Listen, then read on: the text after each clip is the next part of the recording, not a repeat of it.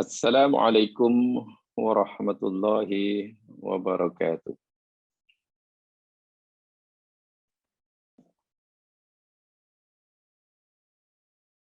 Innal hamdalillah nahmaduhu wa nasta'inuhu wa natubu ilaihi wa nastaghfiruh.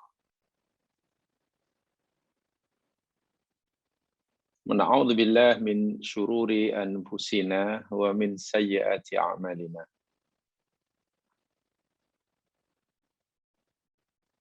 May yahdihillahu fala mudilla lahu wa may yudlil fala hadiya lahu.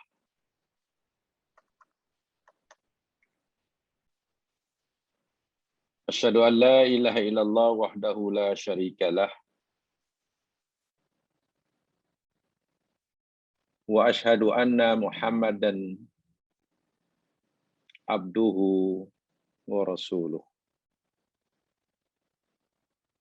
Allahumma salli ala Muhammad wa ala ali Muhammad kama sallaita ala Ibrahim wa ala ali Ibrahim innaka Hamidum Majid. Wa barik ala Muhammad wa ala ali Muhammad kama barakta ala Ibrahim wa ala ali Ibrahim innaka Hamidum Majid. Bismillahilladzi la yadurru ma'asmi syai'un fil ardi wala fis sama' wa huwas samiul alim. Bismillahilladzi la yadurru ma'asmihi syai'un fil ardi wala fis sama' wa huwas samiul alim. Bismillahilladzi la yadurru ma'asmihi syai'un fil ardi wala fis sama' wa huwas samiul alim. Rabbi shrah li sadri wa yassir li amri wahlul 'uqdatam min lisani yafqahu qawli.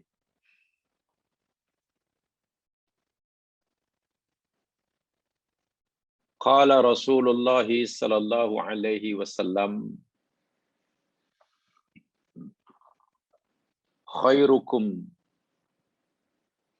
man ta'allama al-Qur'ana wa 'allamahu.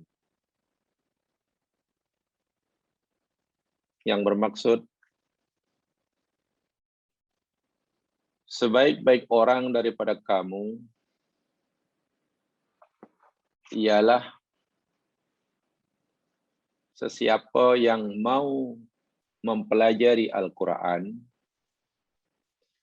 dan mengajarkannya. Hadis riwayat Imam Al-Bukhari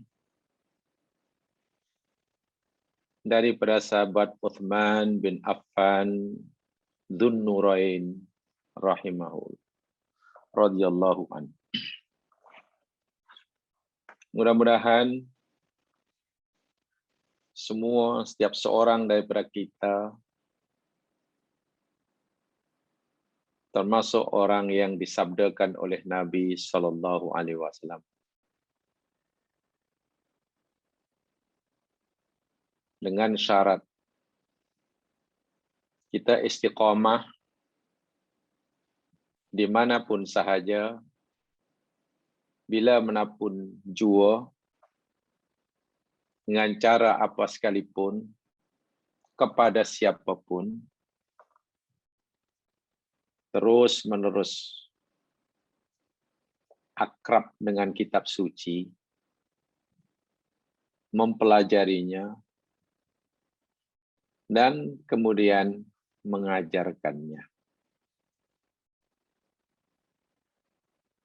Mudah-mudahan Allah mudahkan niat kita ini, usaha yang sangat mulia ini, sehingga kita bertemu dengannya kelak apabila telah diizinkan olehnya. Amin. Muslimin muslimat rahimakumullah. Alhamdulillah pagi hari ini kita semula untuk menyambung pelajaran kita, tadabbur kita surah Yunus. Dan kita akan teruskan kajian kita ini menambah penjelasan yang telah kita pelajari sama minggu lepas, yakni ayat yang ke-91. Ya. Ayat yang ke-91. Jawaban Allah merupakan respon Allah Subhanahu wa taala terhadap penyesalan, kalau boleh dikatakan begitu, penyesalan Fir'aun laknatullah alaih di akhir hayatnya sebelum kematiannya. Mengakui akan keesaan Allah, mengakui bahwasanya hanya Allah sahajalah Tuhan satu-satunya yang berhak disembah, yang tidak ada sekutu baginya. Yang tidak ada sekutu baginya. Kalau penyesalan seorang insan, dalam hal ini Fir'aun contohnya, menyesali karena tidak beriman ketika dia masih punya kebebasan memilih, itu pun ditolak oleh Allah. Keimanan seseorang ketika dia sudah tidak lagi punya kebebasan memilih, hurriyatul ikhtiyar. Jadi imannya yakni iman ittirari, bukan iman ikhtiyari, itu ditolak. Walaupun saya katakan Fir'aun sebenarnya masih berada di ambang kematian. Ya, bahasa awamnya, sebelah kakinya di alam dunia, sebelah kakinya di alam barzakh. Itu ditolak. Penyesalannya luar biasa. Beringin sekali menjadi orang mukmin. Ingin sekali. Apatah lagi jika penyesalan seseorang karena tidak beriman pada Allah, itu di akhirat. Lagilah penyesalan tidak berguna. Sebagaimana yang Allah firmankan di dalam Al-Quran surah Al-Hijr, surah yang ke-15, ayat yang kedua. Allah Subhanahu wa taala berfirman, "Rubbama yawaddul ladzina kafaru law kanu muslimin." Subhanallah. Rubbama yawaddul ladzina kafaru law kanu muslimin. Boleh jadi nanti sering banyak kali, rupa boleh jadi banyak kali. Berkeinginan, nak sangat, wadda ya waddu. Itu keinginan seseorang untuk mendapatkan sesuatu. Yawaddu. Daripada wadah itu kan timbul pada mawaddah. Mawaddah yang kita artikan kasih sayang adalah mawaddah itu maknanya keinginan seseorang untuk mendapatkan sesuatu. Itu namanya mawaddah. Sering kali dan nanti pastilah orang-orang kafir itu nak sangat ingin sangat laukanu muslimin. Tengok, kalaulah dahulu semasa di dunia ia menjadi orang muslim, itu penyesalan yang luar biasa di akhirat. Napalah dahulu aku tidak jadi orang mukmin? Napalah aku tak? Itu di akhirat. Jangankan di akhirat, orang yang diambang kematian lalu menyesali, kenapalah aku tidak beriman dari dahulu? Itu pun imannya sia-sia. Apa pengajaran yang boleh kita ambil daripada ayat ini untuk sementara jamaah sekalian? Ya, bukan sekadar Allah memberitahu kepada kita bahwa iman yang itirori itu ditolak, penyesalan itu ditolak, tapi mafhum mukhalafahnya, kita yang telah menjadi orang mukmin, kita yang telah menerima tauhid, mengakui bahwa hanya Allah sahaya Tuhan satu-satunya, kita yang telah bersyahadah sekarang ini, itu nikmat yang sangat besar. Nikmat yang sangat besar. Orang yang tidak bertauhid semasa hidupnya, bukan mukmin, bukan muslim lah, bila menjelang kematiannya, bahkan di akhirat, mereka akan menyesal. Dan yang paling disesalkan oleh mereka, bukan karena mereka gagal meraih cita-citanya, menjadi siapa, karena gagal dahulu jadi pemimpin, tidak, karena gagal dahulu memiliki itu, tidak, karena menyesal kerana gagal mencapai cita-cita itu kecil. Menyesal karena gagal menjadi mendapatkan kuasa itu kecil.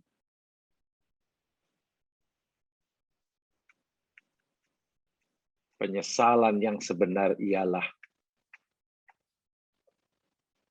dia tidak menjadi orang mukmin. Itulah penyesalan luar biasa. Semua orang kafir yang paling mereka kecewa, yakni bukan gagal karena jadi orang kaya. Bukan itu yang mereka kesalkan. Walaupun dahulu masa hidup di dunia mungkin kecewa karena gagal menjadi orang kaya. Gagal menjadi juara.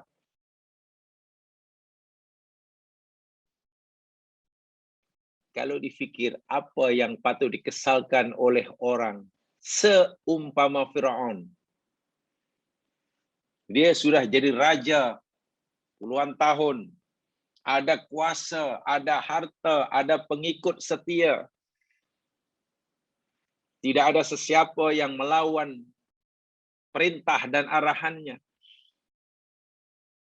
Mungkin waktu itu rakyat Mesir mencium kakinya. Coba, di kemuncak kejayaan duniawi lah maharaja. Sepatutnya sudah tidak kecewa bila nak mati. Karena semua telah didapatinya. Tapi rupanya dia kecewa yang sangat-sangat dahsyat. Kecewa karena dia tidak memiliki iman. Sebab itulah kita yang telah jadi orang mukmin, mari kita jaga. Mari kita jaga iman kita. Mari kita jaga Islam kita. Karena ini adalah nikmat terbesar daripada Allah SWT. Jangan sampai terlepas. Jangan kita lepas, jangan sampai makin lemah. Cara menjaganya yakni bukan sekadar jangan sampai iman kita ini terlepas. Cara menjaganya macam mana kita meningkatkan semakin kuat, makin kuat, makin kuat, makin kuat. Orang yang tahu akan nilai iman dan Islam pasti sanggup melakukan apa saja. Jika Firaun menyesal tapi masanya sia-sia kerana mati tidak membawa tauhid,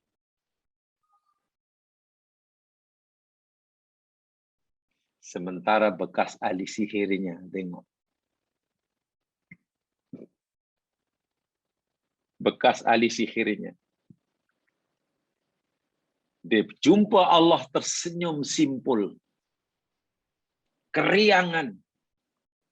Karena sempat memiliki tauhid sebelum tiba ajalnya. Dan rela mengorbankan apa yang ada padanya. Termasuk jasadnya dikerat-kerat dan dipotong oleh bala tentera Firaun. Kan matinya di tiang salib, dikerat-kerat tangan dan kakinya secara bersilang, baginya tak apa. Jangankan hanya harta, jangankan hanya hadiah yang ditawarkan. Jasadku dikerat-kerat pun aku rela. Janji aku punya iman, membawa iman. Bahagia dia. Si Firaun ketika mati masih memiliki segala-galanya. Kuasa ada, minum. Tapi menyesal. Kenapa? Iman tidak dibawa. Itulah Allah ingatkan kita dalam surah Al-Hijr ayat 2 tadi. Rubama yawaddul ladzina kafaru law kanu muslimin. Kalaulah, kenapalah. Jadi untuk orang kafir dia akan misal begitu. Untuk orang mukmin ini pengajaran yang baik bagi kita. Mari kita jaga iman kita. Mari kita jaga. Dengan cara ditingkatkan. Pengetahuan supaya bertambah. Kalau saya boleh menggunakan istilah bini jam sekalian ya. Orang yang nampaknya tidak ada iman. Kafir. Belum tentu nanti jumpa Allah masih dalam kafir. Boleh jadi akan jadi orang mukmin yang diterima oleh Allah. Ya contohnya bekas ahli sihir Firaun itu. Di hujung hayatnya. Hatinya terbuka. Menerima akidah tauhid. Rela mempertahankannya. Walaupun dicincang. Husnul khotimah. Dan juga belum tentu orang yang mukmin daripada lahir. Statusnya. Dalam IC-nya mungkin ada tulisan agama Islam. Dan nanti mati juga masih muslim. Belum tentu. Belum ada jaminan. Jika tidak berusaha mempertahankannya. Saya itu bagi kita lah satu di antara doa yang sangat-sangat penting. Yang Nabi ajarkan pada kita. Nabi pun selalu membaca, mengucapkan doa itu. Ya muqallibal qulub. Tsabbit qalbi ala dinik. Wahai Allah, zat yang maha membalik-balikkan hati hambanya. Teguhkan, tetapkan hati hambamu ini. Di atas agamamu. Ya musarrifal qulub, sarrif qalbi ladin ila ta'atik. Wahai zat yang memalingkan, mengarahkan hati hambanya ke kanan, ke kiri, ke depan, ke belakang. Palingkan, arahkan, bimbing hati hamba ya Allah ke jalan ketaatan. Doa ini bagi saya tidak sepatutnya kita tidak mengamalkan. Nabi pun mengamalkannya. Kan itu tadi tidak ada jaminan. Orang yang walaupun daripada kecil mukmin, kemudian matinya mukmin, kan tidak ada jaminan. Namanya kan orang yang asal mukmin matinya su'ul khotimah. Quran sendiri cerita. Ulama tafsir mengatakan nama dia Bal'am bin Ba'ura, yang sangat alim, dikatakan kaum Nabi Musa itu pakar Taurat. Apa kurangnya? Doanya makbul, matinya su'ul khotimah. Dan ada juga orang sepanjang hayatnya kufur pada Allah, bahkan menentang Allah, menentang Rasulullah. Matinya husnul khotimah. Jadi boleh jadi orang boleh berubah. Kita tidak tahu, sebab itu kita merayu kepada Allah. Ya muqallibal qulub, ya muqallibal qulub.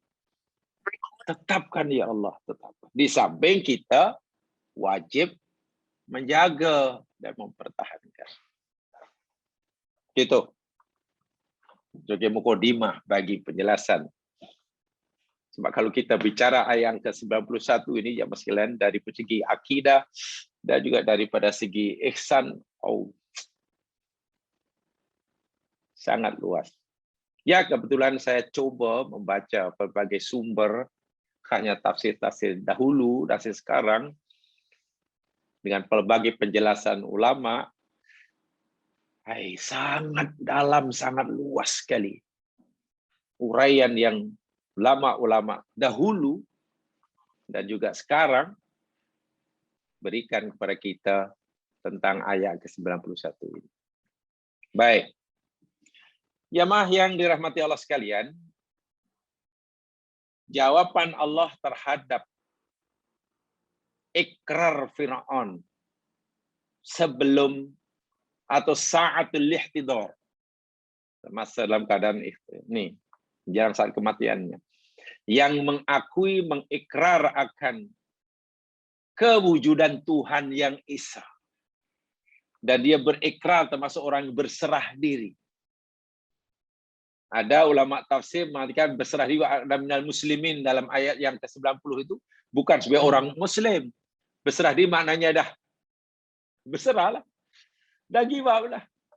Nak itu tak boleh, nak itu tak boleh. Okeylah, mengaku kalah lah macam tu. Ada mufassir begitu. Boleh jadi betul.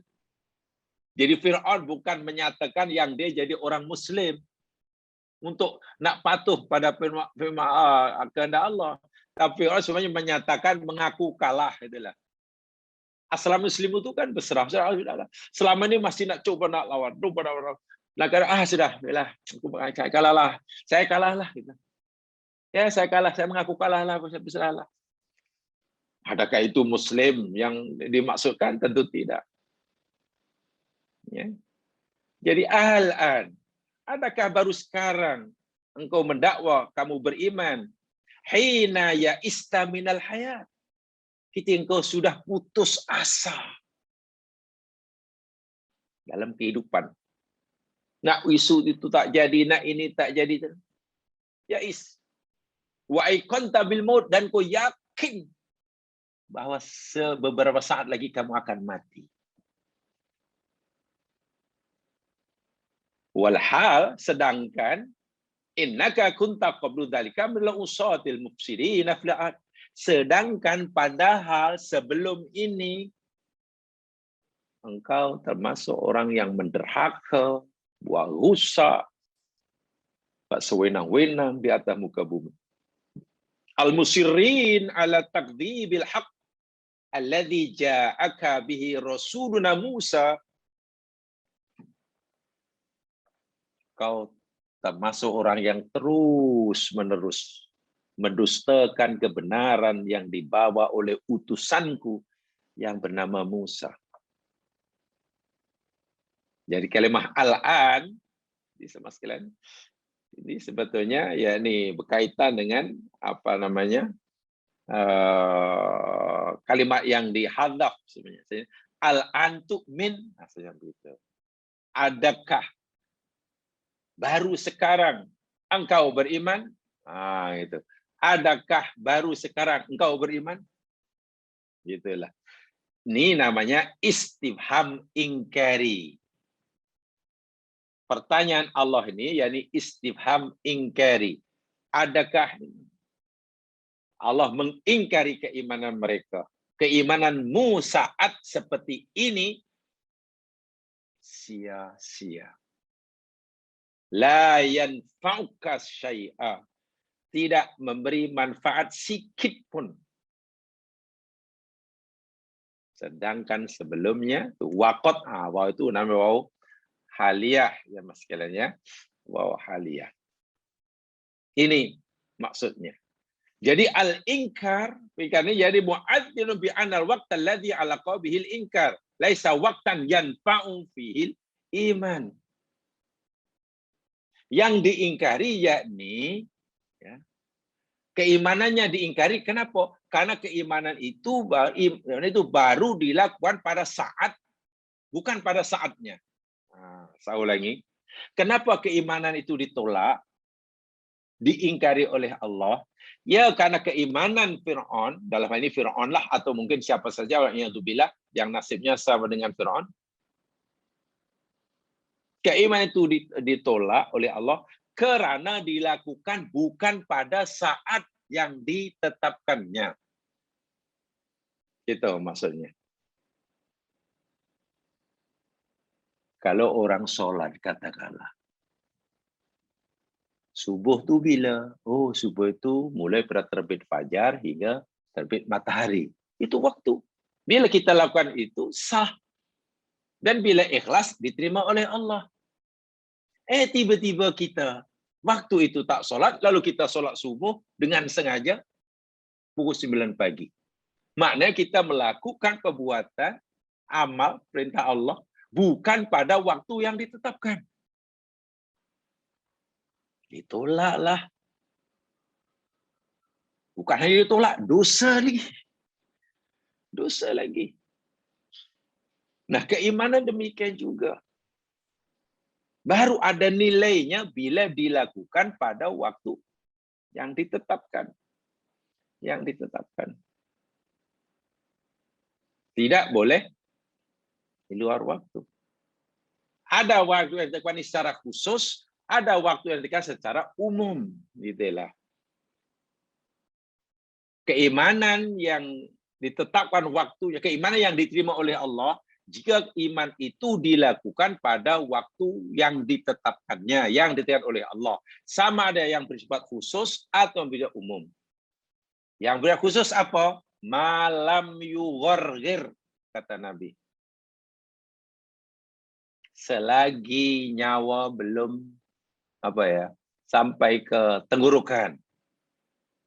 Sekarang masih sehat, orang itu asalnya tidak beriman, lalu menyatakan iman kepada Allah, insya Allah diterima. Karena masa yang dia beriman ketika masih pada masa yang ditentukan. Nanti bila sudah yughargir, itu namanya masa khusus. Jadi setiap orang itu ada masa yang ditetapkan oleh Allah untuk beriman kepadanya, jika ia mau, imannya diterima. Setiap kita. Tak sama. Jangka masanya tak sama. Sebab apa? Malam yughargir. Selagi belum gorgoro yughargiru. Bagi mungkin jarak antara dia dengan gorgoro yughargiru seminggu lagi. Sebulan lagi. Setahun lagi. 1 hari lagi. Itu namanya waktu khusus. Ada yang waktu umum. Waktu umum jadi apa? Hatta tasjira syamsi min ghurubiha. Sehingga matahari terbit dari tempat terbenamnya. Kan begitu dalam hadis Nabi. Ini umum. Berlaku pada semua. Lebih luas itu. Selagi matahari belum terbit dari tempat terbenamnya. Haiman masih boleh. Nah sekarang masih karena matahari belum terbit dari barat. Tapi Tapi takkan setiap individu daripada kita, setiap seorang daripada manusia hendak beriman, menunggu bila matahari terbit pada barat. Lambat sebab nak ada waktu khusus. Waktu khusus baginya terhad. Malam yugorgir. Nanti dia sudah yugorgir, katalah habis waktu beriman baginya. Walaupun matahari belum terbit barat. Inilah. Jadi yang diingkari oleh Allah SWT, yang diingkari oleh Allah bukan keimanannya. Orang mengaku bahwa Allah itu Maha Esa. Ya betul. Betul. La ilaha illallah. Betul lah, takkan ucapan la ilaha diingkari oleh Allah. Kan benda yang betul. Allah suruh kita mengisakannya. Lalu orang itu mengisakan Allah. Asyhadu an la ilaha illallah. Bagaimana Allah ingkari? Bukankah ia telah mengucapkan apa yang Allah suruh?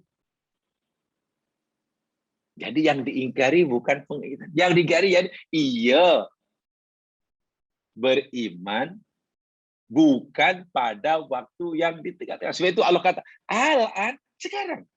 Nah, kan itu yang diingkari. Ingat ya, hamzahnya namanya hamzah istifham. A itu hamzah istifham, al-an itu yakni apa namanya? Ya dulu ala zamil hal. Untuk melakukan masa sekarang. Jadi katalah ada orang solat subuh dengan sengaja pukul 9 lagi. Allah suruh solat, lalu tidak solat, takkan Allah ingkari solatnya. Solatnya betul, ada syarat rukunnya dipenuhi. Kan ya. Lalu kenapa ditolak? Kan solatnya betul. Bukan solatnya yang diingkari. Yang diingkari yakni al-an. Adakah baru sekarang kamu nak solat? Luar biasa. Inilah betapa pentingnya. Betapa pentingnya kita melakukan perintah Allah itu pada waktu yang ditetapkan. Bukan yang penting buat. Bahaya jangan kalau kita tak perlu yang penting buat. Mana boleh kalau yang penting buat, orang sesuka hatilah. Mau sholat bila ke, mau apa bila ke. Sepatutnya sekarang nanti. Ya contoh taubat. Kalau ikut Al-Quran dia misalnya. Taubat ini kan pada saat orang itu, begitu orang sedar melakukan kesalahan, terus bertaubat. Kan? Taubat satu di antara ibadah penilaian agama yang tidak boleh ditangguh. Tak boleh tunda-tunda. Hari itu, saat itu melakukan dosa, hari itu wajib bertaubat. Bila ia bertobat di kemudian hari, kata Allah. Hari ini berdosa, taubatnya minggu depan. Minggu ini berdosa, taubatnya bulan depan. Bulan ini berdosa, taubatnya tahun depan, kata Allah. Jika sekiranya taubat nasuha yang dilakukan agak lambat setahun kemudian, itu diterima oleh Allah sekalipun.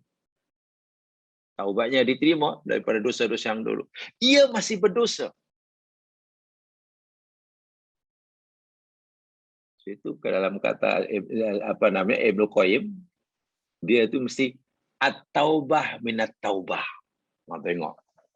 Dia mesti bertaubat karena dosa taubat. Jika dosanya diampun sekalipun, dosa tahun lepas diampun karena hari ini telah bertaubat dosa. Dah lepaslah, dosa dah, alhamdulillah. Tapi dia masih berdosa. Dosa apa lagi? Dosa kerana melambat-lambatkan taubat. Jadi kena double taubatnya. Diampun dosanya lepas, tapi itu melambatkan taubat. Jadi berganda.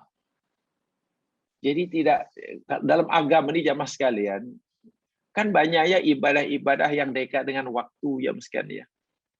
Bila kita lakukan di luar waktu, nanti diingkari oleh Allah. Pengingkaran oleh yang dilakukan oleh Allah bukan semata-mata kepada amal kita, karena amal itu kita lakukan sesuai dengan perintah Allah seharusnya dipenuhi. Tapi yang diingkari yakni waktu masa kita melakukan. Sebab itu dalam ayat ini al-an, al-an asalnya ada dua hamzah, Al-an. Jadi al-ana. Adakah baru sekarang? Nah, itu yang adakah baru sekarang? Ada orang, ada pelajar, katakanlah, jawab pemeriksaan. Masa untuk jawab pemeriksaan itu jamnya dibagi masa 2,5 jam. Yang lain buat kejawaban 2,5 jam. Siap, habis masa. Ya, kena serahkanlah kertas jawaban dia. Nah, itu diterima. Betul. Tiba-tiba si pelajar ini, dah petang hari baru dihantar. Kawan dah pagi tadi di kelas. Ini lepas zuhur baru dihantar. Sungguh pun jawabannya betul. Lagi ditolak jam saya mungkin. Awak ni macam mana lah? Betul, awak telah menjawab segala soalan pertanyaan, awak jawab betul. Semua awak dah betul, memang disuruh menjawab. Tapi adakah baru sekarang awak dah menyerahkan? Tengok. Sayangnya ditolak lah ya. Sayangnya ditolak lah kata jawaban si pelajar tadi. Walaupun betul semua. Karena diserahkannya lepas zuhur. Sedangkan masa sudah berlalu dah. Masya Allah. Paham ya? Itu al-an. Jadi yang dia bukan al-annya. Jadi al-inkar muadzin adalah bi annal waqta alladhi alaqa bil inkar laisa waqtan yanfa'u bil iman. Masya Allah subhanahu wa ta'ala. Masya Allah nih. La iman al-an. La iman al-an. Sekarang tidak ada lagi iman, tak ada. Saat sekarang ini iman tak ada. Sungguh iman kamu itu konona ikhlas ke apa? Tak ada. Bukan lagi masa untuk kamu menyatakan keimanan. Wal manfi wa iman yunji min man hasal minhu fid dunya al akhirah. Jadi penafian, dinafikannya keimanan itu yakni jadi imannya tidak dapat menyelamatkan dirinya daripada azab Allah. Daripada neraka. Lam yanfa'hu imanuhu li'annahu ja'a bihi waqti husulil maut. Imannya tidak memberi manfaat sedikit pun. Karena ia dilakukan selepas husul pada saat datangnya kematian. Wa huwa waqtun la yuqbalu fihi imanul kafir. Dan itu adalah waktu di mana keimanan seseorang kafir tidak diterima, wala taubatul asi, dan juga tidak diterima taubat orang yang derhaka. Itu sebagaimana yang telah kita pelajari tempoh hari dalam surah An-Nisa. Dalam surah An-Nisa ayat 17 dan 18. Boleh dicek di sana.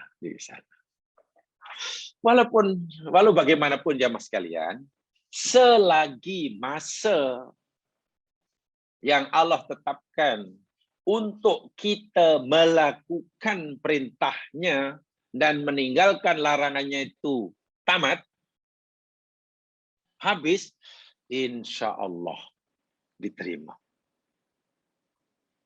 Mafhumnya, selagi masa yang Allah tetapkan untuk kita melakukan perintahnya atau meninggalkan larangannya itu belum habis, belum tamat, belum berlalu, bila kita buat perintahnya, tinggal larangannya, insya Allah diterima.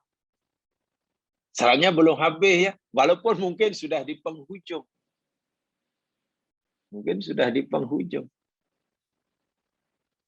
Malam yughorgir itu had akhir. Ya katalah orang bertaubat, Masya Allah, rasanya jahat gitu, kafir, tiba-tiba mungkin 2 hari, 1 hari sebelum meninggalnya masih lalu beriman kepada Allah. Oke, Insya Allah. Nah itu kalau dalam bahasa agama dipanggil, kalau dalam kita belajar tentang fiqhul Quran, itu ada istilahnya al-intifa bil waqti dha'i. Ya, kalau ada istilah al-fiqhul Quran, ada satu istilah al-intifa'u bil waqti dha'i, memanfaatkan waktu yang telah terbuang. Kita diberi masa jamaah sekalian 3 jam. Pelajar tadi diberi masa 3 jam untuk jawab soalan. 1 jam telah berlalu, sia-siakan. Dah 2 jam berlalu, sia-siakan. 2 jam setengah belum. Tinggal setengah jam terakhir umpamanya. Atau tinggal 15 menit terakhir. Lalu insya-Allah masih diterima. Jika menyerahkan jawapan tadi, walaupun pada saat mungkin 10 menit terakhir, diterima. Tapi susahlah. Satu tugasan yang sepatutnya dilakukan selama 3 jam, dia ingin melakukannya hanya dalam masa 10 menit. Oh, susah untuk sempurna itu. Al-intifa. Itu boleh. Dan itu ada dalam, contohlah hadis Nabi ya, contoh hadis Nabi SAW. Ini kaitan dengan al-intifa bi waqti dha'i. Memanfaatkan masa yang terbuang jadi untuk menampungnya. Tapi masih dalam waktu yang ditetapkan. Belum habis. Contoh Nabi SAW bersabda, "Idza qamatis sa'ah", apabila berlaku kiamat, "wa fi yadi ahadikum fasilah", sedangkan di tangan seseorang kamu ada fasilah. Fasilah ini apa ya? Ya semacam benih lah. Benih tamar, benih apalah, kurma untuk ditanam lah. Kalau di tempat kita katalah ya ada benih kelapa sawit lah. Bila tak berlaku kiamat, kiamat sudah hampir.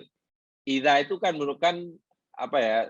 Suatu yang disebut serupa idza itu sesuatu yang pasti berlaku dan masanya sudah hampir. Belum tiba tapi sudah hampir. Dia kalau kiamat dan di tangan seorang kamu masih banyak benih. Karena kebun adalah benih kelapa sawit. Kalau di Arab mungkin benih tamar. Fa in istata'a ayaghrisaha. Jika ia mampu, masih punya peluang untuk menanamnya, ayaghrisah fayaf'al. Hendaklah dia lakukan. Tanam. Sempat tak menanam ini bila kiamat minggu depan umpamanya. Minggu depan kan masih seminggu lagi. Sempat tak menanam ni? Oh, sempat menanam ni hanya perlu dalam 1 hari lah. Tanam 1 hari. Nabi kata menanam pokok, menanam tamar, ditanam minggu depan kiamat. Nabi kata jangan biarkan, kena tanam juga. Nah, ini hadis ini sangat pemahamannya sangat luas nih.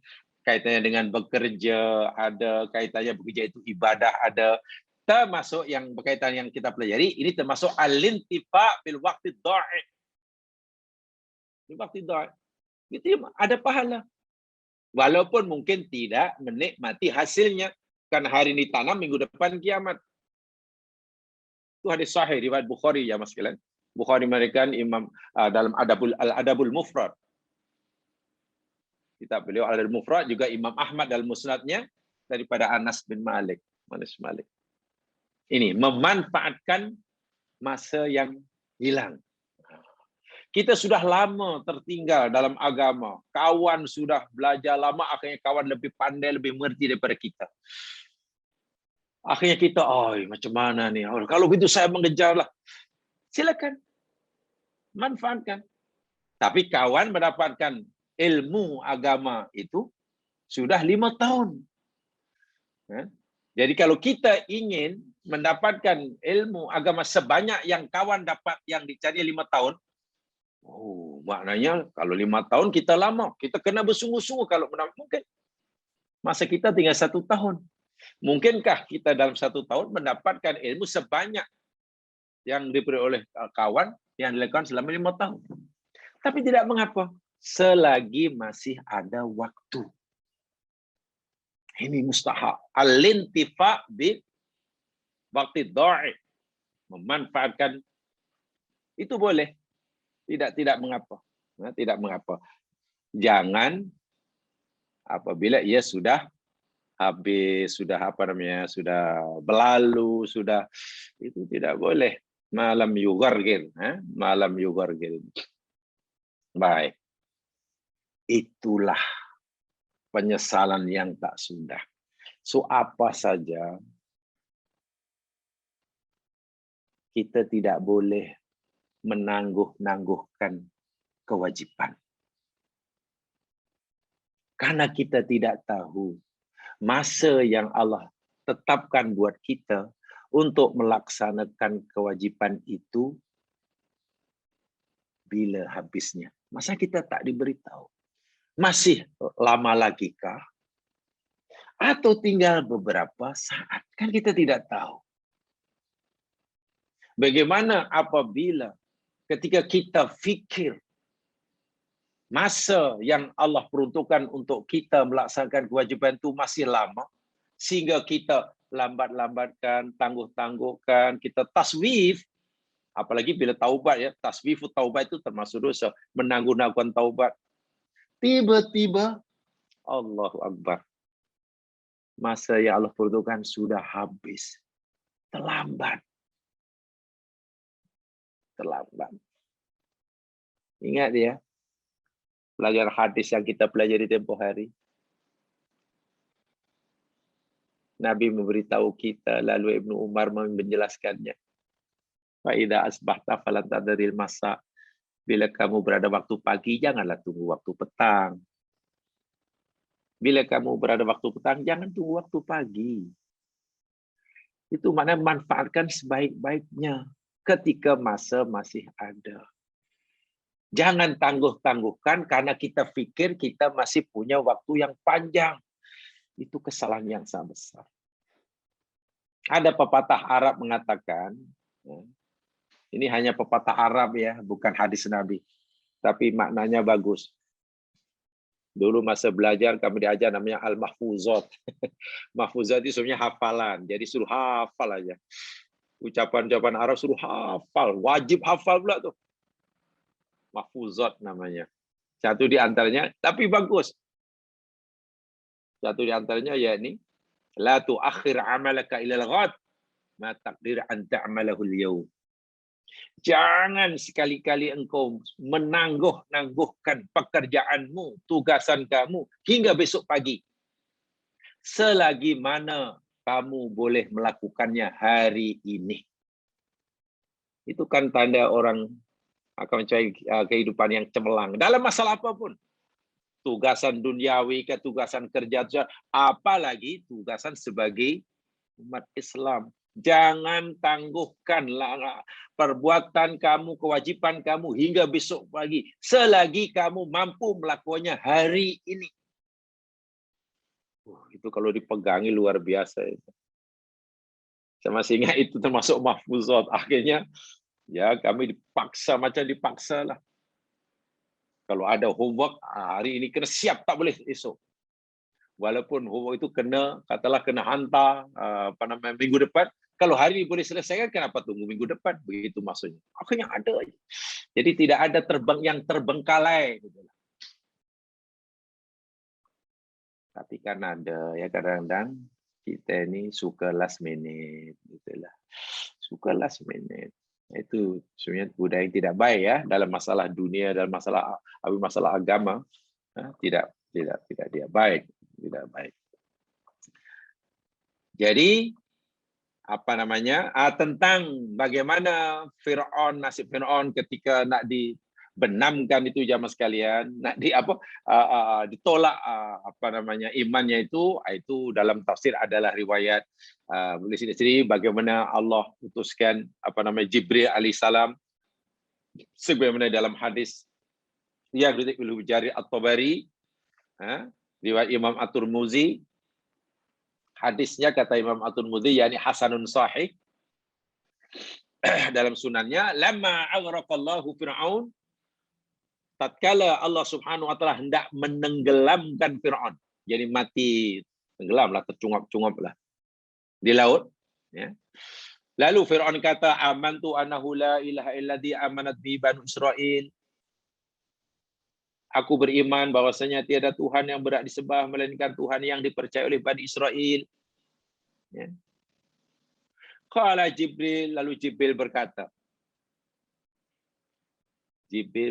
bagi tahu kepada Rasulullah, ya Muhammad, lau ra'aitani, kalaulah waktu itu, jikalau saat itu kamu melihat aku, kata Jibril pada Rasulullah, wa ana akhudhu min halil bahri, saat itu aku ambil lumpur laut, tanah laut, takkan tanah laut, lumpur lah.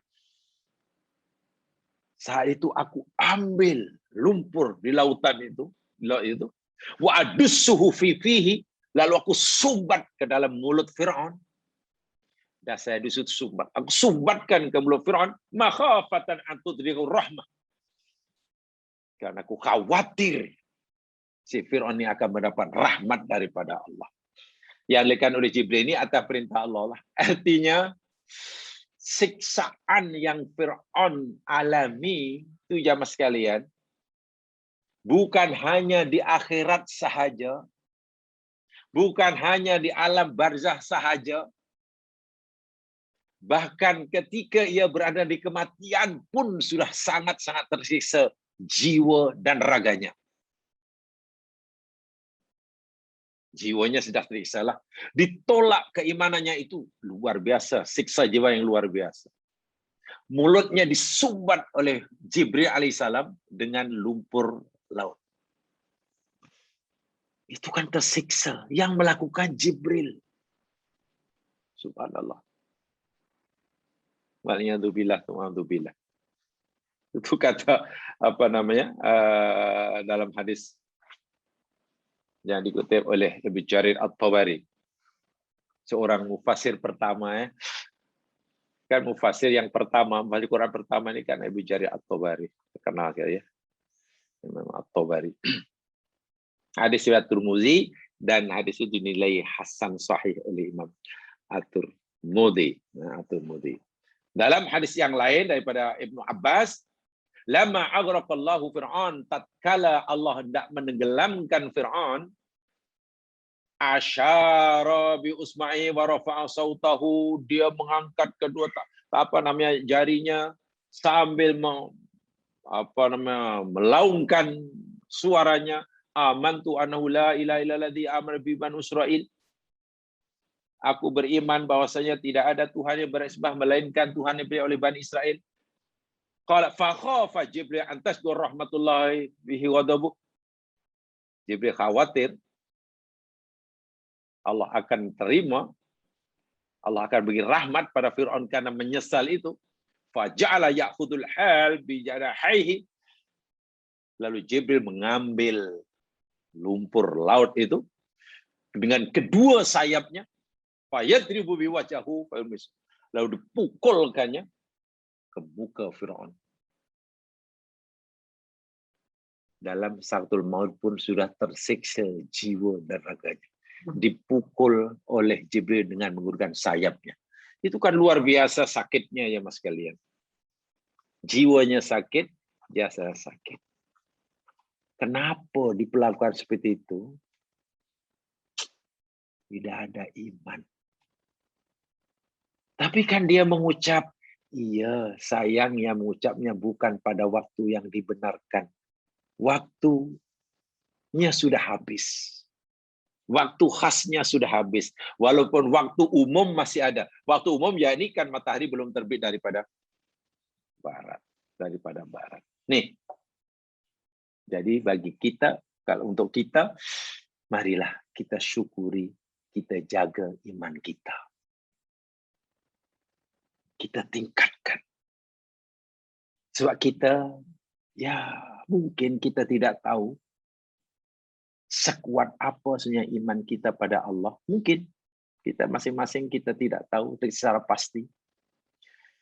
Setinggi apa sebetulnya takwa kita pada Allah, kita tidak tahu pasti. Atau jangan-jangan orang take for granted, yang penting sudah baca syahadah, tak apalah nanti. nanti lama-lama masuk surga. Cuman itu sangat bahaya sekali. Sangat bahaya. Nikmat termahal, anugerah termahal Allah kepada hambanya. Nikmat tauhid. Nikmat tauhid. Orang mati, ketika mati memiliki segala-galanya. Segala-galanya. Macam Fir'aun kami segala-galanya. Tapi iman tidak ada. Matinya sengsara. Orang mati tidak memiliki apa-apa. Tak punya apa-apa. Harta tak ada, nama tak ada, kedudukan tak ada, jawatan tak ada, pingat tidak ada. Tapi iman yang dibawa. Iman ada. Husnul khotimah. Nih yang perlu kita pahami benar. Baik, saudara, itu ayat yang ke-19. Sekarang ayat yang ke-92. Ini ayat yang luar biasa. Ini pemberitahuan Allah kepada Fir'aun. Jadi, ya begini ya, kalau boleh kita gambarkan begini jam sekalian. Walaupun saat ikhtidar seseorang itu mungkin hanya dalam hitungan saat, kalau kita tengok jam kita, masa kita lah, kalau ikut ukuran masa orang yang hidup, saatul ikhtidar yang dialami oleh Fir'aun itu, ya mungkin hanya dalam hitungan saat lah, taklah bukan berhari-hari. Tapi dalam hitungan saat menurut jam kita, waktu kita, rupanya sudah berlaku dialog Allah Subhanahu wa Ta'ala dengan Fir'aun. Lama dirasainya. Ini kita maklum karena dalam Al-Quran banyak sekali, termasuk dalam surah Al-Kahfi, masa adalah relatif. Quran memberitahu kita tentang relativity masa. Relativity masa. Bukan Albert Einstein saja memberitahu bahwa masa itu relatif. Quran sudah beritahu kita masa itu relatif. Ukuran masa bagi orang yang hidup dengan orang yang meninggal tidak sama.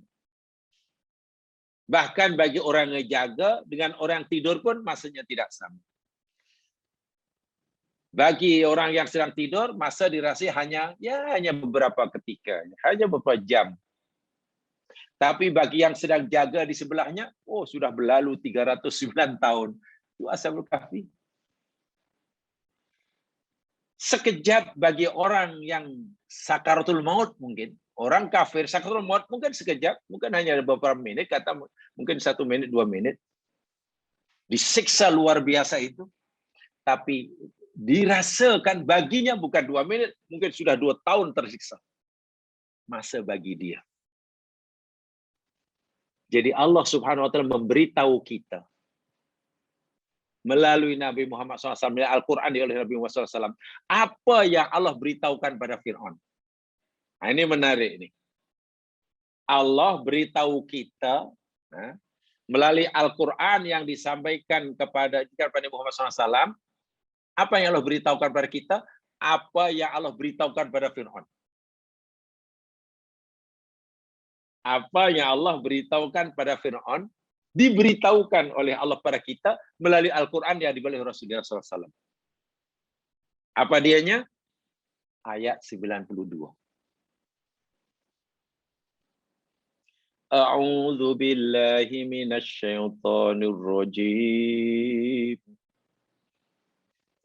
Fal yawma nunajjika bi badanika litakuna liman khalfaka ayah. Wa inna katsiran minan nasi an ayatina laghafilun. Fal yauma, maka saat ini, ketika ini, ya tak semestinya kita terjemahkan hari ya. Sebab kalau sebut hari mungkin hari apa ya waktu itu? Ya bukanlah. Hari Isnin itu Khamis tak ya, bukan itu. Yaum juga bermakna saat, ketika mana. Katalah, contoh Nabi Isa pernah berkata, wassalamun alayya yauma wulidtu. Dan keselamatan Allah Subhanahu wa taala Allah limpahkan pada diriku yauma wulidtu. Itu bukan pada hari aku dilahirkan, saat ketika aku dilahirkan. Jadi menunjukkan masa, bukan hari Sabtu Ahad yang ada 24 jam itu bukan. Fal yauma, maka saat ini nunajjika, kami akan selamatkan engkau. Kami akan selamatkan engkau. Ini Allah berfirman ini kepada Fir'aun, diberitahu. Bi badanika, dengan badan engkau, jasad engkau. Kenapa kami akan selamatkan jasad engkau, wahai Fir'aun? Litakuna, supaya ianya menjadi liman, bagi siapa yang orang yang khalfaka, selepas engkau nanti, ayatan, bukti kebenaran, tanda kekuasaan aku. Sebagai bukti siapa kamu ini, sebagai bukti bahwa aku Maha Kuasa, sebagai bukti bahwa orang yang perangainya macam kamu akan begini nasibnya. Macam-macam ayat di sini. Wa inna katsiran, dan sesungguhnya ramai minan nasi, ramai daripada manusia. An ayatina, daripada ayat-ayat kami. Bukti kebesaran kami, bukti kebenaran kami, dan lain sebagainya lah. Malang sekali. La ghafilun. Sungguh orang-orang yang ghafil. Jamaah sekalian, mari kita renungkan ayat yang sangat-sangat mulia. Dan ayat ini sebenarnya ayat yang Masya Allah. Ayat saintifik ya. Bahkan semasa saya belajar dahulu, ini termasuk ayat yang disenaraikan dalam subjek, termasuk ayat-ayat berkaitan ilmu bukan hanya ilmu sejarah, bukan ayat sejarah, tapi juga berkaitan ilmu arkeologi. Ayat ini dahulu masa menuntut masih disenaraikan sebagai subjek ayat-ayat arkeologi. Al-Quran bukan buku sejarah, tapi Al-Quran banyak cerita sejarah. Al-Quran bukan kitab geografia, tapi dalam Al-Quran ada ilmu tentang geografia. Gitulah.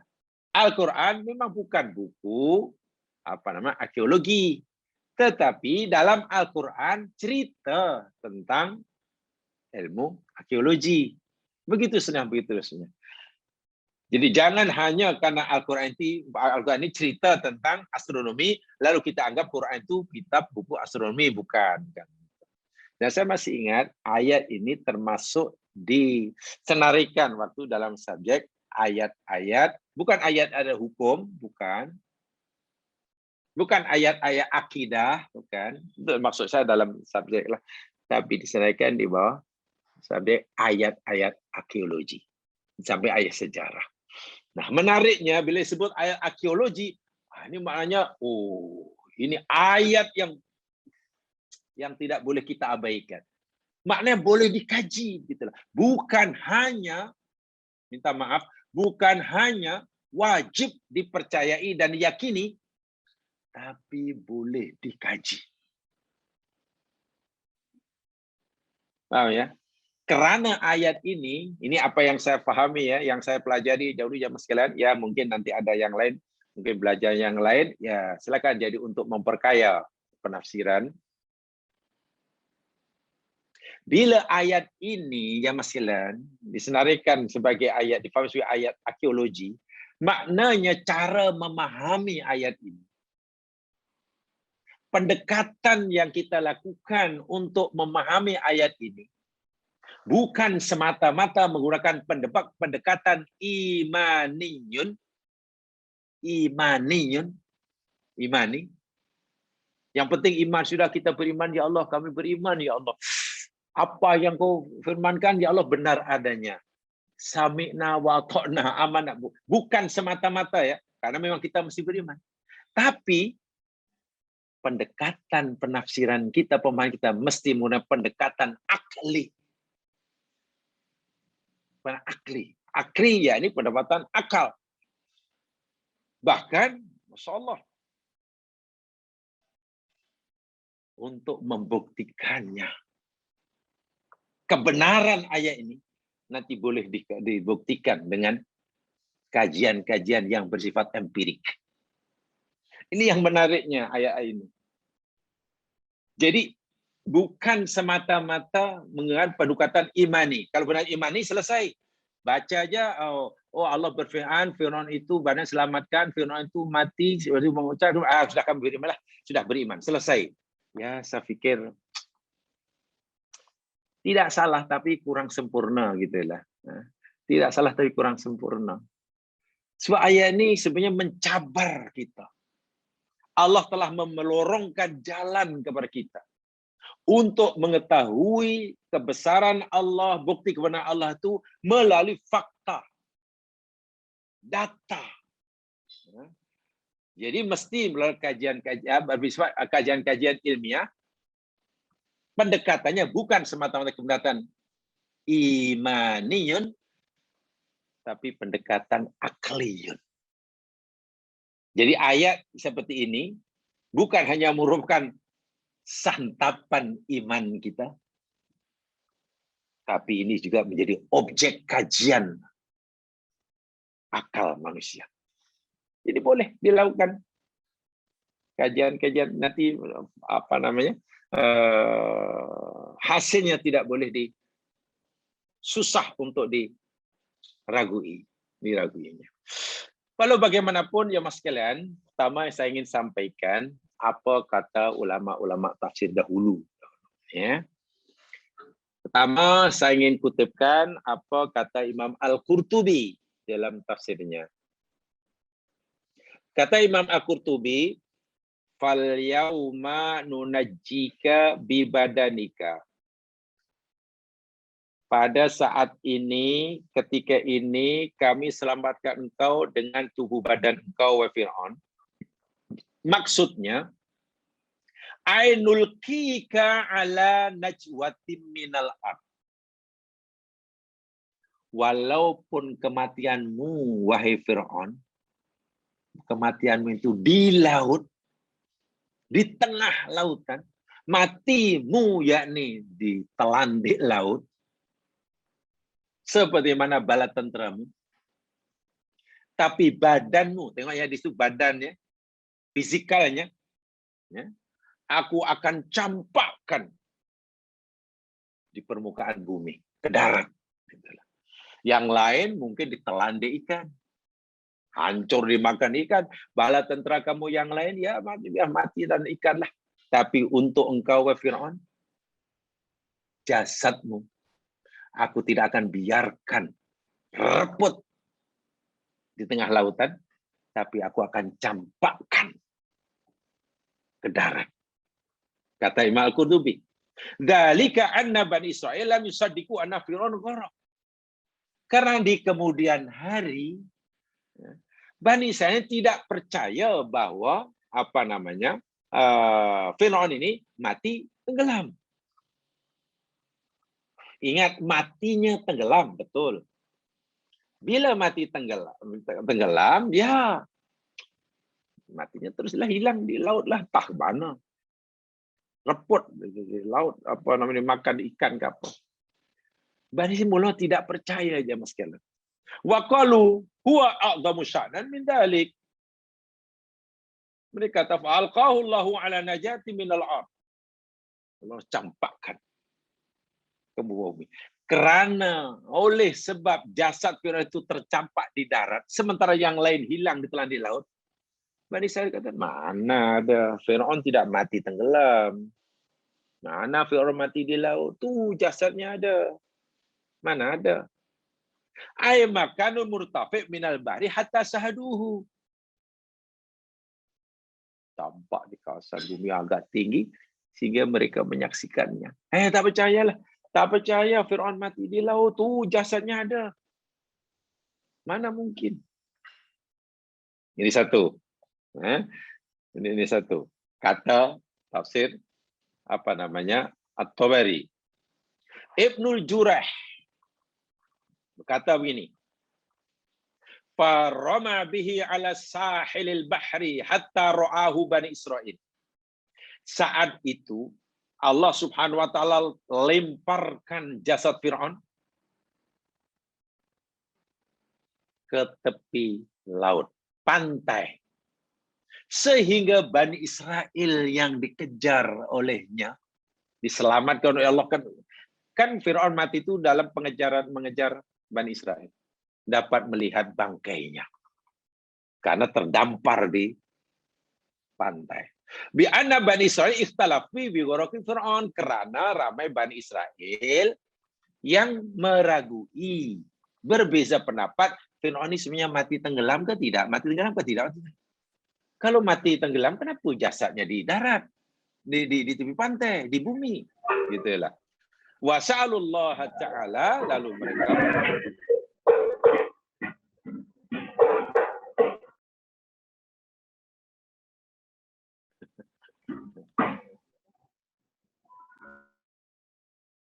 mereka memohon pada Allah Subhanahu wa taala ayarmiyum iyahu ghariqan falqum ala najwatin la'at ibadani. Lalu mereka mohon pada Allah, ya Allah tunjukkanlah pada kami ya Allah. Kalau betul lah Fir'aun engkau matikan di laut, tunjukkan pada kami di mana jasadnya. Lalu oleh Allah campakkan ke daratan. Bi badanihi wa bidhal ladzi yabisu fil khurub, termasuklah baju perang yang dipakainya pun masih melekat. Dalam bahasa mudahnya, jasad Fir'aun itu utuh. Ya mas sekalian. Utuh. Yang lain tak mana. Qala Ibnu Abbas wa Muhammad bin Ka'ab al-Quradi wa kana dirahu min lu'lu' madum. Ini kata Ibnu Abbas. Jamaah boleh lihat dalam tafsir Ibnu Abbas. Bukan hanya jasadnya saja yang diselamatkan oleh Allah, terdampar di tepian pantai. Kanat dira'ahu min lu'lu' mandum. Baju besi, baju perang yang dipakai itu jamaah sekalian, Masya Allah. Bertatahkan lu'lu', mutiara-mutiara. Benda-benda yang berharga, madum yang tersusun. Baju besi, baju perang sebenarnya cukuplah, yang penting tebal dan kuat. Tapi Fir'aun, ya namanya raja, baju perang pun berhias dengan lu'lu', dengan marjan. Qila minadh dhahab, ada yang mengatakan bajunya pun taklah macam yang lain daripada besi biasa, daripada perak. Baju perang Fir'aun itu terbuat daripada emas. Kata Ibnu Abbas dalam tafsirnya. Ada masih dipakai. Dari segi logik, bila orang tenggelam di laut, pakai baju besi, benda logam, tenggelam teruslah. Kemana boleh? Siapa yang mengantar? Kan Allah dah firman, aku nak selamatkan engkau. Ada tujuannya. Dan nanti kita akan lihat apa hikmah, apa tujuan Allah menyelamatkan ini. Nanti kita akan. Wakila bi badanika bizaid la ruha fi. Maksud badan di sini yakni maknanya jasad tanpa roh lah. Sebab itu disebut badan. Aku selamatkan badan kau, yakni selamatkan jasadnya saya tanpa roh, mana ketika mati sudah. Yang menariknya, Allah beritahukan pada Fir'aun yang jasadnya nanti selamat. Tidak dimakan di ikan, utuh. Tapi Fir'aun tak sempat bagi tahu kepada yang hidup, dia sudah masuk ke alam barzah. Yang bagi tahu kepada kita yakni Allah sendiri. Itu yang tadi saya katakan awal tadi. Allah beritahu pada kita melalui Al-Quran yang diberikan kepada Muhammad SAW apa yang Allah beritahukan pada Fir'aun. Ini luar biasa lah ini. Jadi ini bukan berita biasa, bukan berita kecil ini yang sekalian. Ini berita yang Allah sendiri, yang dilakukan oleh Allah sendiri, diberitahukan oleh Allah sendiri kepada kita. Macam mana kita nak meragui? Jadi kalau kita hendak mengukur nilai kebenaran berita ini, bukan hanya benar, bukan hanya sangat benar, tapi maha benar. Karena yang memberitahu kita adalah pelakunya, dan pelakunya adalah Al-Haq. Kalau ada A melakukan suatu perbuatan, katalah katalah sedang makan apa. Oh, pagi ini sedang makan apa ni, punya minum kopi di kedai situ banyak. Lalu ada orang beritahu kepada kita, yang beritahu B. Itu pun kan nilai kebenarannya sudah lain. Ya, boleh jadi iya, boleh jadi tidak, sebab yang memberitahu kita bukan pelakunya. Mungkin benar. Mungkin benar. Kenapa? Ya, karena B ini orang yang terpercaya, jadi betul lah, mana dia takkan bohong. Okey. Tapi bagaimana jika A yang tak pernah bohong, dia sendiri yang minum di kedai itu, dan dia sendiri yang memberitahu kita yang dia minum. Itu saya kata tadi. Jadi tingkat kebenaran berita itu sangat-sangat tinggi. Ini yang saya ingin tekankan di sini. Ya. Kita sedang berhadapan, kita sedang menerima berita, suatu peristiwa, di mana yang menyampaikan berita peristiwa itu, yakni yang maha benar, dan dia pelakunya. Tak tergetar hati kita nak rasa itu. Masya Allah itu. Itu bagi saya, kalau kita hayati betul. Masya Allah. Dan boleh dibuktikan. So itu saya katakan tadi, bukan ayat sebini, bukan hanya sekadar wajib kita yakini, sehingga pendekatannya bukan hanya pendekatan imani, tapi karena ini kaitannya dengan jasad, kaitan dengan Allah, liman khalfaka ayat. Nah, itu kata kunci dia. Supaya engkau menjadi ayat bagi orang selepas engkau. Orang selepas engkau, yang ini termasuk kita. Termasuk kita. Ayat itu suatu yang nyata, ya Mas Kilan. Maka ia boleh dibuktikan nanti kebenaran ayat ini melalui kajian-kajian saintifik, khasnya kajian arkeologi tadi lah. Nih, apa namanya? Maksudnya. Jadi, jasad tanpa roh. Qala Abu Bakr li'annahum lama darbu ila Allah yas'alunahu musyahadata fir'aun ghariqan abrazahu lahum fara'au jasan la ruha fi. Kerana Bani Israel waktu itu tidak mempercayai Fir'aun itu mati, tenggelam. Lalu mereka mohon pada Allah Subhanahu wa taala agar diperlihatkan Fir'aun, jasad Fir'aun. Lalu Allah tunjukkan mereka, yakni mereka dapat melihat jasad Fir'aun tanpa ruh, terdampar istilahnya, di pantai, di darat. Falamma ra'athu Bani Israel qalu na'am. Tatkala Bani Israel melihat sendiri, membuktikan sendiri, mereka kata, "Na'am, ya. Ya Musa, hadza Fir'aun laqad gharik." Musa, ini. Ini jasad Fir'aun telah mati, tenggelam Musa. Nih telah mati. Fa kharaja saku min qulubihim wabtala al-bahru Fir'aun kama kana. Mereka pun akhirnya yakin dan tidak ada. Jamaah sekalian, ini pertama, poin pertama. Sudah selamat saat itu. Selesai sudah. Karena sudah selamat dan Bani Israil percaya sudah. Masalahnya ini. Diselamatkannya tujuh dan jasad kan kena tahu. Kena ada bukti. Apa bukti bahwa Firaun itu mati tenggelam?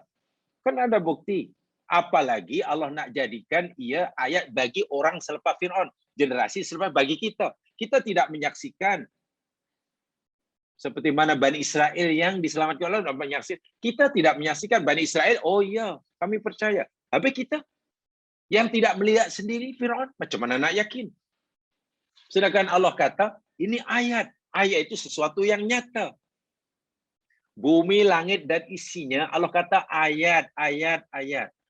So, itu boleh dilihat dengan mata, boleh dengar dengan telinga, boleh dikaji, boleh fikir. Itu namanya ayat.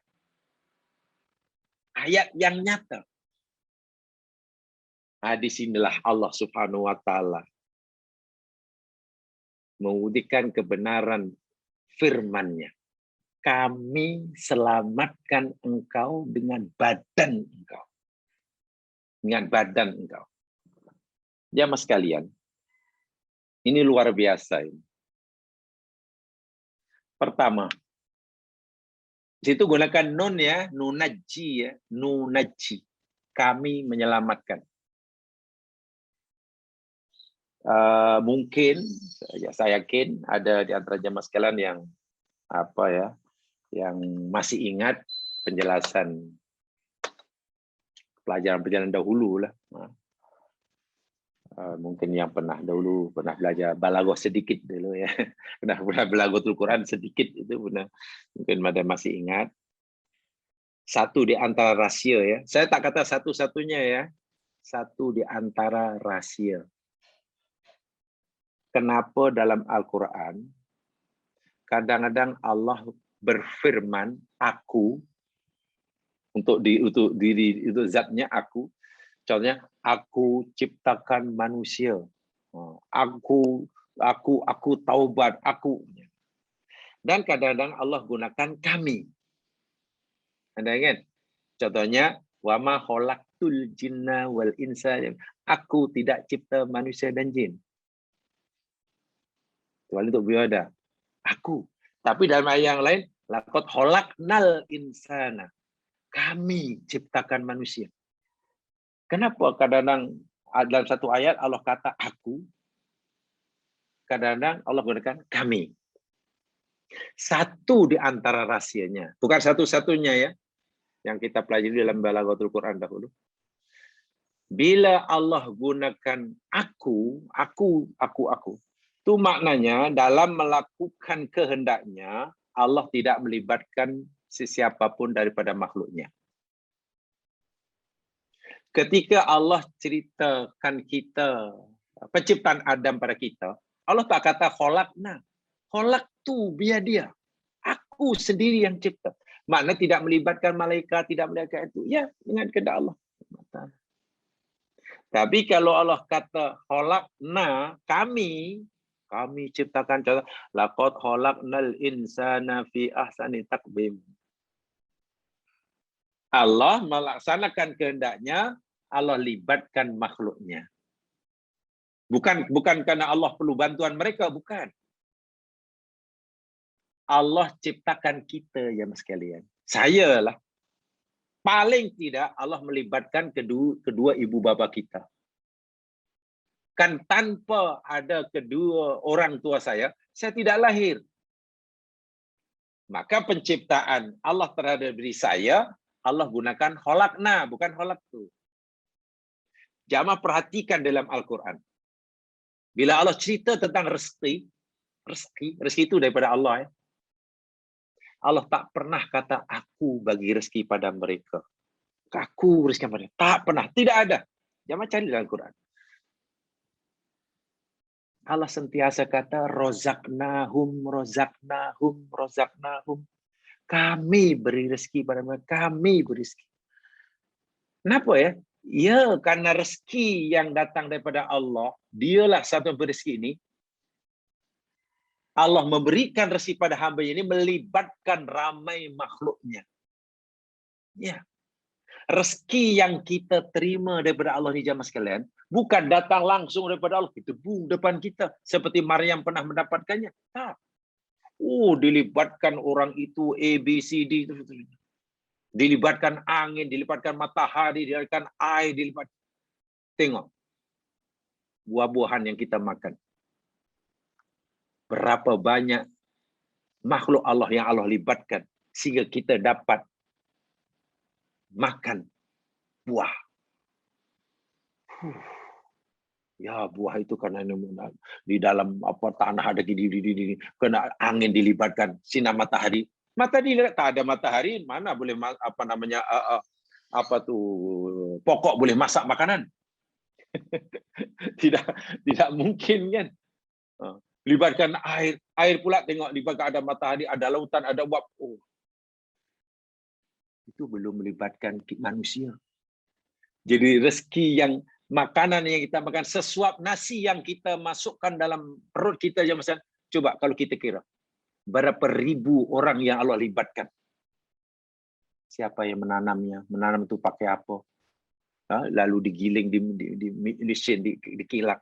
Kilang itu dibuat diangkut dengan lori. Untuk masaknya pakai gas, pakai dapur, pakai tak terkira. Hanya untuk mendapatkan sesuap nasi, ribuan makhluk Allah yang Allah libatkan. Tanpa mereka yang Allah libatkan, kita tak mampu. Itu razaqna. Jadi rezeki, walaupun itu yang daripada Allah, Allah bagi kita melalui dilibatkan banyak makhluknya. Tapi bila bab taubat, jamaah cari dalam ayat Al-Quran, bila Allah sedang cerita taubat, Allah tak pernah kata kami bertaubat, tak pernah. Atau kami menerima taubat, tak ada. Yang ada atubu ilai, atubu, wa ana tawwabur rahim. Aku bertaubat, aku terima taubat, dan aku yang mampu. Kenapa tak kata kami? Ya, karena masalah taubat ya mas sekalian, itu hanya urusan dia, kita dengan dia. Tak ada mengambil kira, tak ada. Allah tak kata, begini manusia, hambaku, sebenarnya dosa kamu ni banyak. Kalau ikutlah undang-undang, memang dosa kamu ni aku tak akan ampunkan. Ikut peraturan. Tapi, memandangkan kamu ni anak. Memandangkan kamu ni anak orang alim, memandangkan kamu ni anak Rasulku, aku ampunkan. Tak. Masalah taubat itu hanya urusan kita langsung. Tak akan libatkan siapa-siapa ya mas sekalian. Anak Nabi, anak orang alim. Kalau dia tidak bertaubat, Allah tak akan ini. Hidayah, demikian juga. Ini hidayah. Masya Allah, hidayah taufiqiyah maksudnya. Allah tak libatkan siapa-siapa. Nabi pun tidak dilibatkan. Ya, Nabi hanya disadiah lah. Yang boleh membuka hati seorang hamba untuk menerima hidayah irsyad daripada kan Allah sendiri. Ini satu di antara rahsianya. Kenapa Allah gunakan kami? Kenapa aku? Ayat ini ketika Allah selamatkan kita keselamatan jasad tubuh, batang tubuh Fir'aun, mayit. Ya mungkin bahasa yang patut untuk Fir'aun apa ya? Bangkai. Kalau mengatakan bangkai, Allah kata kami, bukan aku. Ya, karena rupanya Allah libatkan hamba-hambanya. Ya Allah libatkan hamba-hambanya. Paling tidak rakyat Mesir. Coba jemaah sekalian. Rakyat Mesir pada zaman itu sahajalah yang Allah beri ilmu macam mana nak mengawetkan mayit sehingga tahan ribuan tahun. Dan bahan-bahan untuk mengawetkan mayit, untuk memumiakan mayit, itu hanya ada di Mesir waktu itu. Tidak ada bangsa di dunia jamaah sekalian yang diajar oleh Allah ilmu untuk mengawetkan mayit tahan ribuan tahun selain bangsa Mesir pada saat itu. Zaman sekarang walaupun teknologi sudah sangat canggih, tidak mampu mengawetkan jenazah hingga ribuan tahun. Ingat, mendiang Ferdinand Marcos baru berapa tahun? Walaupun dengan teknologi tercanggih. Kenapa di Mesir? Ya itulah karena Allah SWT libatkan. Ya. Dilibatkan orang Mesir saat itu. Lepas itu, tak ada lagi lah. Lepas itu tidak ada lagi. Itu namanya kami. Dilibatkan. Quran demikian juga. Nahnu nazzalna dzikra wa inna lahu lahafidun. Kamilah yang melakukan dan kami yang akan menjaganya. Allah kata kami. Sehingga Allah mudahkan ramai hafiz-hafiz Al-Quran. Nah, dilibatkan hambanya. Nah, inilah saat itu sahajalah orang Mesir yang hidup pada saat itu sajalah yang diberi ilmu oleh Allah macam mana nak mengawetkan mayit, memumiakan mayit hingga tahan ribuan tahun, bukan hanya beberapa bulan ya, ribuan tahun. Nanti kita akan buktikan berapa tahun mayat Firaun ini bertahan. Kita nanti kita akan tunjukkan nanti hasil kajiannya. Jadi dilibatkan makhluknya. Peliknya, selepas itu sudah tidak ada lagi. Orang Mesir generasi berikutnya sudah tidak punya kemahiran seperti itu. Lalu dari mana? Apa alat-alat bahan-bahan untuk mengawetkan? Hanya ada pada waktu itu. Kalaulah ilmu itu masih ada, ramai saya ingat. Orang-orang bukan Islam pasti ingin mengawetkan mayitnya kalau boleh 5.000 tahun tak akan repot. Kalau boleh. Tapi sekarang itu makna kami. Ini tidak bermakna jamaah Allah tidak berkuasa melakukannya tanpa melibatkan makhluknya. Bukan begitu. Tapi kenapa Allah libatkan makhluknya? Ya kan tadi katakan ayat. Karena ayat itu perlu difahami dan boleh dikaji, maka libatkan makhluknya. Kalaulah semua berlaku dengan kelancaran kun fayakun, maka ayat Allah tidak boleh dikaji. Alam tersedia kun, jadi. Pokok rambutan kun terus tumbuh. Allah nak cipta umpamanya belian, daripada hari ini batu jalan, kun terus jadi belian. Susah nak kaji. Bayi katakanlah, kita Allah cipta bayi, kun terus lahir jadi bayi. Tak melalui proses dalam, ya susahlah. Nanti susah, ayat itu tak boleh dikaji. Nah, ini menariknya. Karena Allah kata, nahnu. Ayat ini, yakni betul-betul cabaran bagi manusia untuk buat kajian. Bukan hanya wajib diyakini, diimani, tapi Allah persilakan, bahkan Allah perintahkan kamu kaji. Kalau kamu ingin mengetahui kebenaran aku, kaji, buktikan. Dan lalu persilakan. Dan betul. Ini telah terbongkar rahasianya. InsyaAllah kita akan sambung pada kesempatan yang lain. Sehebat mana kandungan ayat ini dan betul-betul membuka menimbulkan kegairahan orang untuk belajar lebih terhadap firman-firman Allah Subhanahu wa taala. Jemaah sekalian, itu saya sampaikan. Kurang lebihnya mohon dimaafkan. InsyaAllah kita akan mendapat kesempatan yang lain. Subhanakallahumma bihamdika asyhadu an la ilaha illa anta astaghfiruka wa atubu ilaik. A'udzubillahi minasyaitonir rajim. Innal insana fi khusr illa alladziina aamanu wa 'amilus shalihat wa tawassaw bil haqq wa tawassaw bis sabr. Assalamualaikum warahmatullahi wabarakatuh.